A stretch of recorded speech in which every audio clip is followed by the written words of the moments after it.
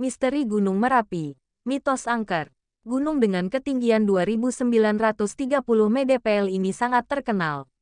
Entah karena dia sangat rajin bererupsi atau banyaknya kisah mistis yang pernah dialami para pendaki saat menjamahinya. Gunung ini amat kental akan hal-hal sakral. Bahkan, sebagian penduduk di sekitarnya percaya bahwa Gunung Merapi adalah sebuah kerajaan yang diduduki oleh bangsa makhluk halus.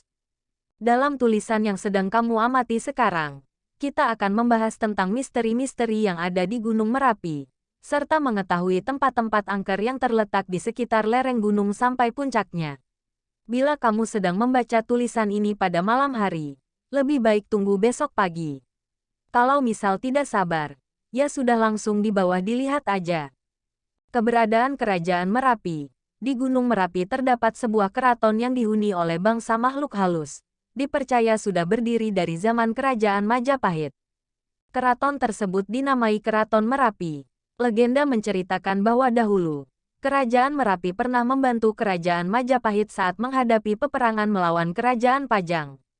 Kerajaan Merapi meletuskan Gunung Merapi untuk melenyapkan seluruh penduduk Kerajaan Pajang. Hingga saat ini, Keraton Merapi masih berdiri megah, lengkap dengan segala aktivitas sebuah kerajaan. Untuk mengenang jasa-jasa yang telah dilakukan Kerajaan Merapi di masa lampau. Pada setiap tahunnya, penduduk sekitar selalu melaksanakan ritual atau upacara dalam bentuk tradisi keagamaan Tanah Jawa. Salah satunya adalah ritual selamatan labuhan yang dilaksanakan secara rutin pada setiap tanggal 30 Rayap, bertepatan dengan tanggal kelahiran Sri Sultan Hamengkubuwono X. Dalam sebuah cerita yang pernah saya baca di media sosial, seorang pendaki menulis dan mengaku pernah melihat bentuk kehidupan lain di sekitar Pasar Bubrah. Dia melihat banyak sekali orang-orang mengenakan pakaian khas abdi dalam yang sedang menjaga kawasan di sana, seakan mereka sedang menjaga sebuah kerajaan. Misteri Pasar Bubrah. Pasar Bubrah berada di bawah puncak, berupa sebuah kawasan datar yang diisi oleh bebatuan yang berantakan dan hamparan pasir. Banyak penduduk dan pendaki yang pernah melintasinya berpendapat bahwa kawasan Pasar Bubrah sangat kental akan suasana mistis. Dalam pandangan gaib, kawasan ini merupakan sebuah pasar, lengkap dengan aktivitas jual-beli. Batu-batu yang tergeletak di sana adalah meja untuk menjajalkan barang dagangan para penjual.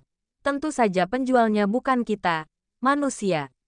Para penduduk sekitar selalu memberikan peringatan, agar setiap pendaki yang sedang melintasinya, hendaknya menjaga ucapan dan tingkah laku, hendaknya berperilaku sopan.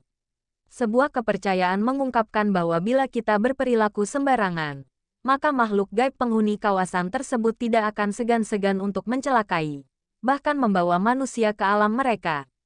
Dalam beberapa blog, terdapat serangkaian cerita tentang seorang pendaki yang pernah menyaksikan atau sekedar mendengar suara aneh di kawasan Pasar Bubrah. Mereka berujar pernah mendengar keramaian, layaknya berada di sebuah pasar saat melintasi kawasan Pasar Bubrah tersebut. Selain itu, terdengar juga suara gamelan Jawa, seolah sebuah pasar di atas gunung yang dihiasi pertunjukan gamelan khas Jawa. Kehadiran Nyai Gadung Melati di Gunung Wuto sebagai pimpinan pasukan Keraton Merapi. Tempat lain yang dipercaya memiliki suasana angker adalah Gunung Wuto yang berada di dekat Gunung Merapi.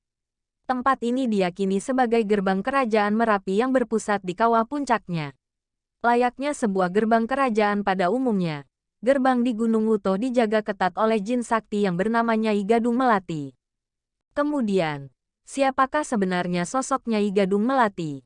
Menurut penuturan penduduk sekitar, dia adalah sosok perempuan yang berperan sebagai pimpinan pasukan Kerajaan Merapi, mengemban tugas untuk selalu melindungi kerajaan dan menjaga hewan-hewan yang hidup di kawasan Gunung Merapi.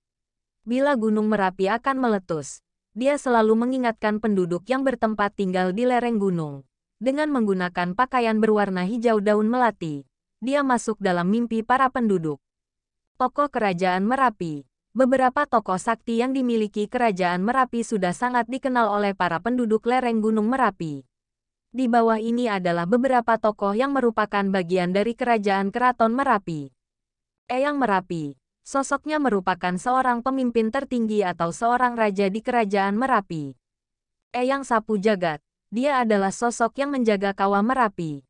Kepercayaan menyebutnya sebagai pengambil keputusan kapan gunung Merapi akan meletus. Eyang Sapu Jagat memiliki dua panglima, yaitu Grinjing Kawat dan Grinjing Wesi.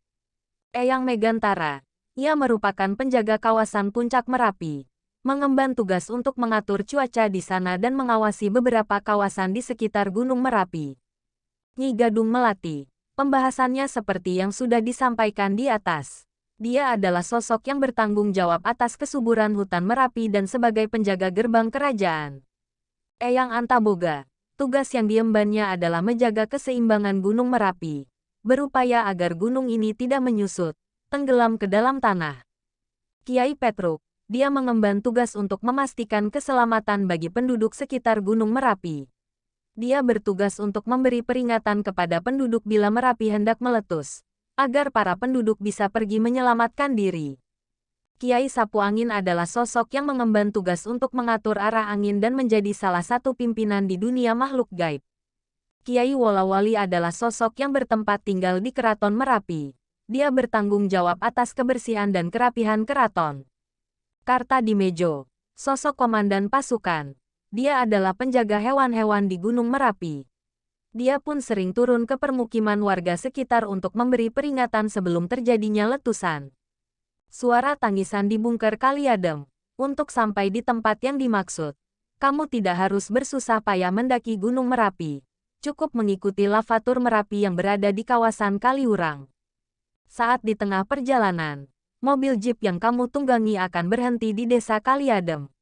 Di sana, kamu dapat menyaksikan pemandangan desa yang porak-poranda oleh tragedi letusan dahsyat Gunung Merapi yang terjadi pada tahun 2010.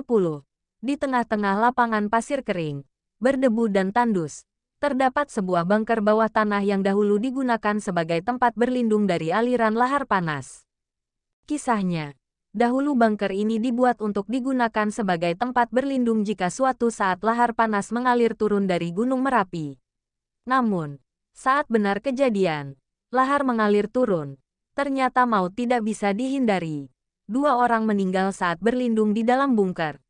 Membuat suasana di bunker tersebut seperti kuburan, sunyi dan suram. Pada tahun 2014, seorang wisatawan mengikuti lavatur Merapi, perlahan mendekati bunker, menuruni tangga menuju pintu besi, membuka pintu dan memperhatikan seisi bunker. Ternyata hanya sebuah ruangan gelap, seluas kelas sekolahan, berbentuk setengah bulat, di tengahnya terdapat batu tak berbentuk bekas lahar panas yang telah mendingin. Setelah puas menyaksikan apa yang telah dilihatnya, dia menutup pintu besi dengan perlahan, hendak melanjutkan perjalanannya. Namun tak disangka, baru menjauh 1 langkah dari bunker tersebut, dia mendengar tangisan perempuan yang bersumber dari dalam bunker.